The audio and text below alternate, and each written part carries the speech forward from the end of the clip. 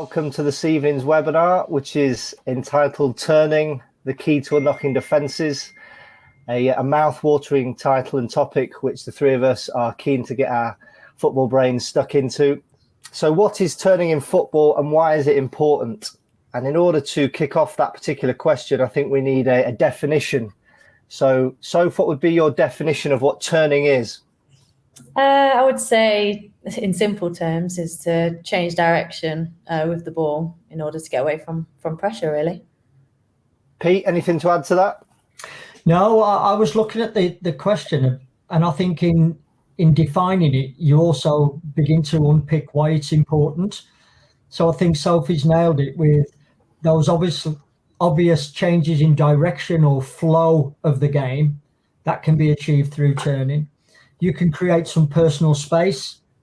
You can begin to manipulate the space available on the pitch by turning.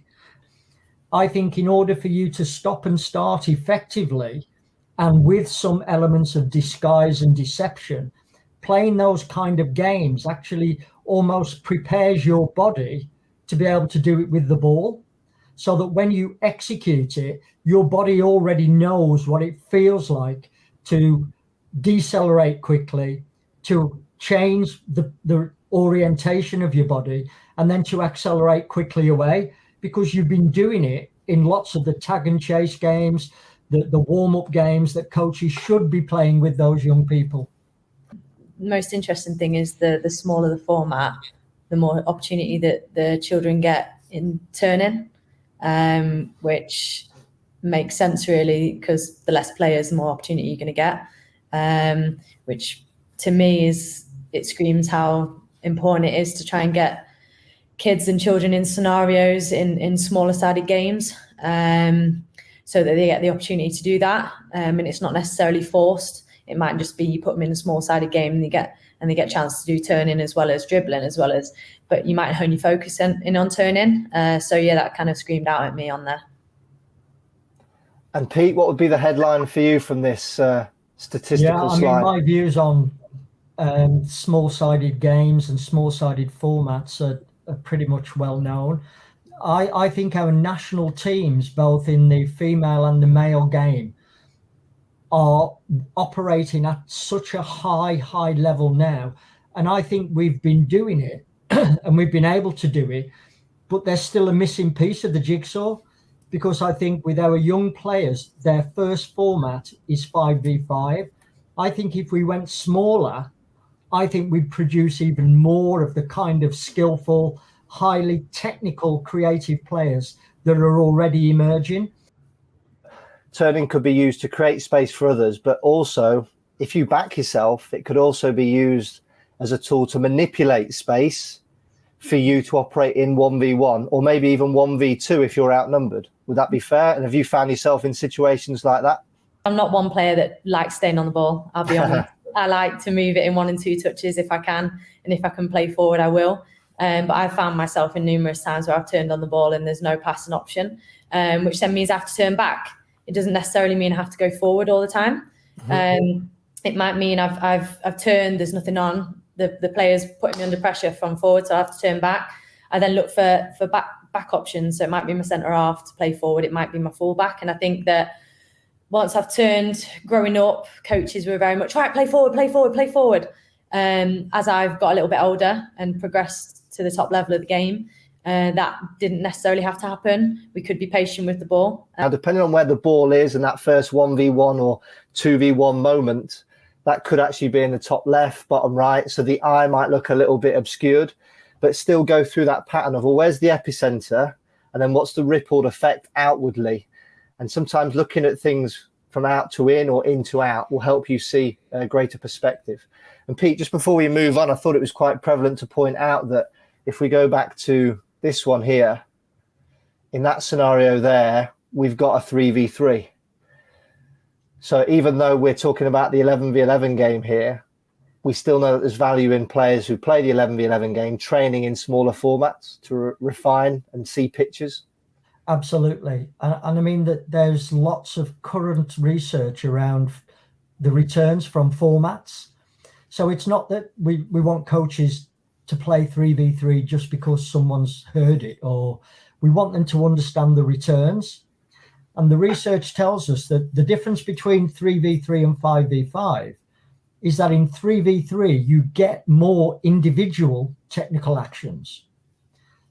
And in 5v5, you get more collective team actions. So you do get players balancing off or supporting or dropping back, partly because there's more players on the pitch. When it's 3v3, there is more of an intention to try to do something as an individual. Now, over their development journey, our players need both, but we're missing out some of those critical practice opportunities when the numbers are smaller than what we actually seem to prefer in this country. And I keep repeating it. I think it's an easy win for us to begin to implement that so that we get these individual returns. And then a couple of years at that, as part of your development, you're suddenly dealing with under 9 and under 10 players who have got different technical ability. Young players need to be encouraged to explore and experiment. I'd be adopting an approach that really said to them, you know, if you're traveling in that direction, but you want to go in the other direction, or you want to go over there, how would you do it? And then I'd just give them a chance to explore, partly because they may come up with some great ideas. And if it feels natural for them, that's probably the one that they're going to go back to time and time again through their journey. But it also gives me an idea of what kind of help they might need when they're doing it, because I've had a chance to see what they would consider, you know, their favorite turn or their best turn. So I think adopting an approach where it keeps all turns open or all possibilities open brings you so many more returns. And it also helps you build that connection with the players because you've embraced what they've currently got and given them an opportunity to show you and demonstrate it. What other of the 6 capabilities would link to your decision making? And I also want you to maybe dive into the before and the after, not just the during. So take us through your playing eyes, if you will. Yeah. So as Pete has just alluded to there, there became an opportunity for me to just, how would I turn? My coach said, right, go on, how are you going to do it? And I am 5'2", so I'm tiny. I am not the most fastest player in the world. So my turning ability was always based on the before movements. It was never based on when I had the ball at my feet. So if I look at that diagram, scanning, positioning, movement and timing were massive for me because I had to create that space from the other player before I could receive the ball. So that I could play forward quite quickly. So as the ball is traveling, more often than not, I try and turn on it. And I'm already facing forward before the player's anywhere near me. I couldn't put myself in a scenario where, for example, if Bunny Shaw had the ball, she can use her strength to receive it and she can use her body to turn with that. I couldn't do that because I knew that I'd probably get pushed off the ball pretty easily. So I had to create the space first. So scanning and movement and timing were massive for me. So as soon as that, I knew that pass might be played forward, that 5-yard movement and the scan to look around, right, where's the player, make the 5-yard movement, try and receive the ball on the half turn would make it a lot easier for me to turn on the ball and play forward. Just that was purely based on the fact that growing up, I was put in game-like scenarios against boys. So I was never going to be the quickest, I was never going to be the strongest, but I could always outsmart them with my brain. I know I fell into the habit quite early on in my coaching career, which maybe a lot of coaches do. If we separate the before, during and after, we probably spend 90% of our time just focusing in on the during bit, when actually the before and the after is of equal importance. So I think it's understanding how these 6 key capabilities do work together and the key role that they all play, not just in the middle bit, the meaty bit, the during bit, but that before and after linked to where's the ball coming from, where is it going to? You might be able to plan and prepare for where the ball goes from the throw-in. So you might already be thinking, this is how I'm going to have to position my body. And this is probably how I'm going to make first contact with the ball. But without getting a real insight into the boys' thought processes. I think what happens after that is quite reactive, but he knows instinctively or in some way where the space is and where his opponents are. And I think you can't plan in the same way for those situations as you can plan for the where the ball goes from the throw in. So I think we have to accept that if we put players in tighter situations, what we're going to get more opportunities to practice are those instinctive reactions to tight spaces, suddenly being closed down from different angles by our opponents. And that will almost force lots of reactive responses. So if you are really confident on the ball and you have great physical capability, the chances are you're going to be able to get out of those situations more effectively than if you haven't. He scans here, how much space have I got, right? And then I need it that side of my body so I can take it that way. And then Tyrone's passed it that side of his body for him, allowing him to turn into that direction. And then, yeah, it's just his nature, isn't it? To stay on the ball and try and see what he can do with it. And if we go back to, again, around the ball, Tyrone Mings has to scan as well and look not only at Jack Grealish and his body language, but beyond him to think, well, I know Jack's capabilities. Where does he need the ball to play to his strengths? I need to think about the angle, the weight of the pass, the direction. So again, we're linking passing to receiving to turning. And there's a lot of 6 key capabilities from both players who are connecting and combining. Yeah. Just look at the way his body weight changes. And he's always able to stay in balance, even though his limbs and his whole body is moving in a quite unstable situation. And I'm not sure you can get that just through playing football. I think there are other activities, sports, and other opportunities that we can get our young children to do that will help. There's a lot of current research around parkour and the way that physically that prepares children to be able to be successful physically in lots of different sports. Partly because if you think what they do during a parkour session, that they are jumping, landing, spinning, twisting, all of that in some of these football situations can actually help you with the solutions for that situation. Explain what you were thinking at the time. So if we go through the before, during and after, that's you that's been spotlighted there. We'll let people watch it. And then if you'd be kind enough just to take us through what you were thinking in the before, the during and the after, that'd be really, really insightful. Well, the before was, I'm playing Chelsea. Oh, don't pass me the ball. But yeah, so the before, I spoke about kind of how I tried to create space for myself. And here I just kind of tried to look as disinterested as possible so that G wouldn't close me down. Because I think if I sprinted towards the ball there, I think Sam and I think it's Beth at the time will invert in to try and stop me from getting the ball. And G would have just put pressure on me straight away. So I tried to look as disinterested as possible. And my body shape is quite straight on. I didn't want to kind of be honed in which way I'm passing. If I come at the ball at an angle, it means I can only really go one way. So I tried to just come in as straight as possible.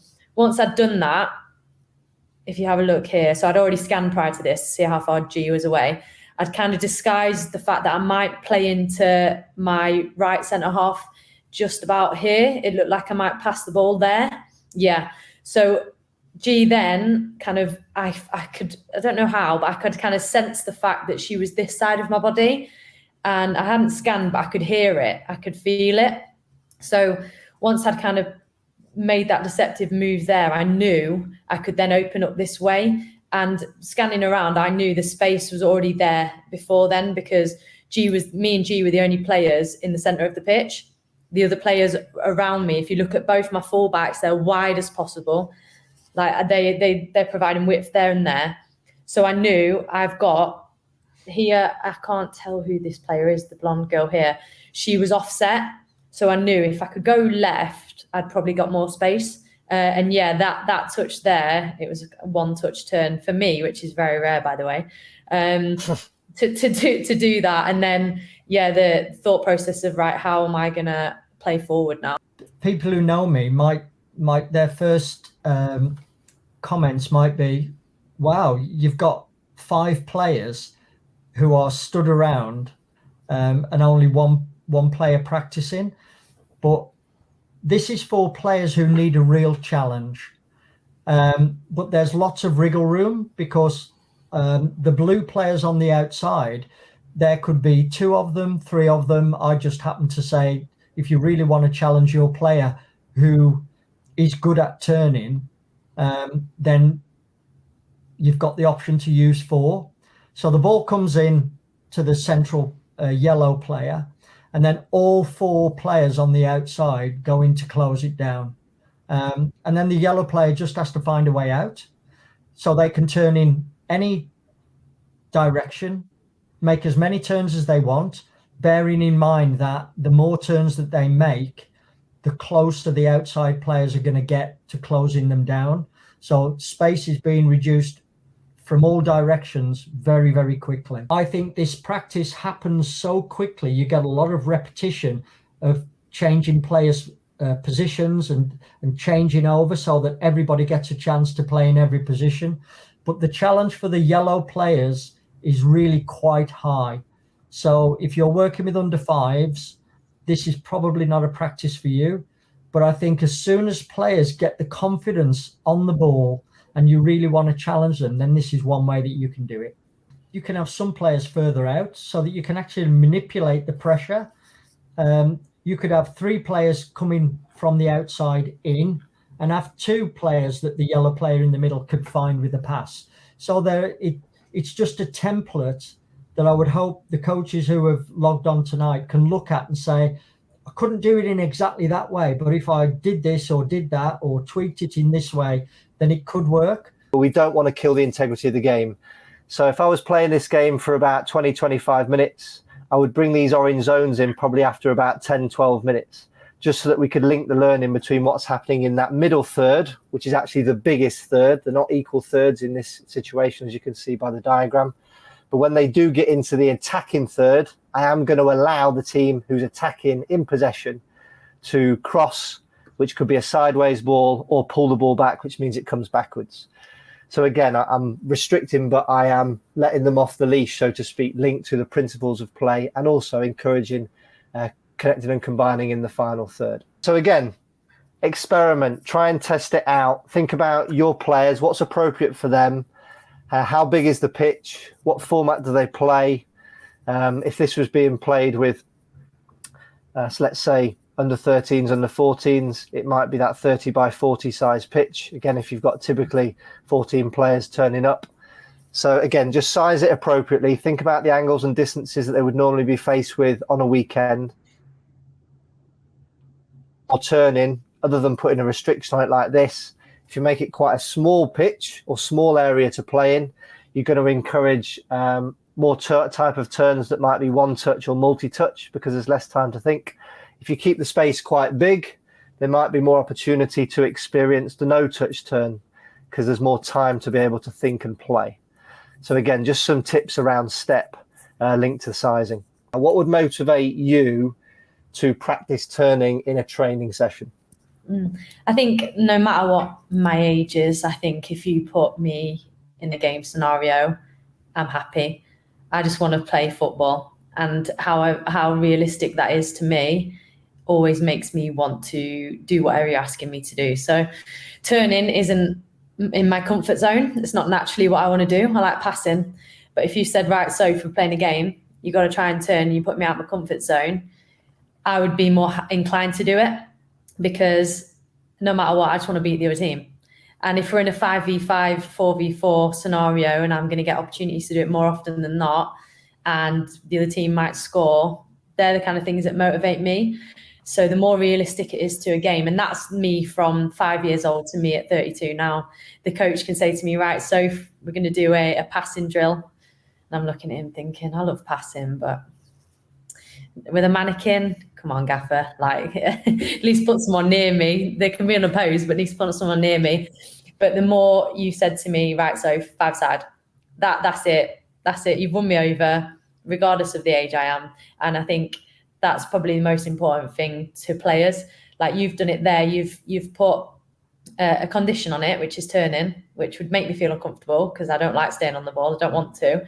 But it's in a game scenario, and I just want to beat the other team. And I'll try and do it however I can. Like Pete said, my turns may be very random and they might not look technically aesthetic, but I'm going to try it just because I want to win.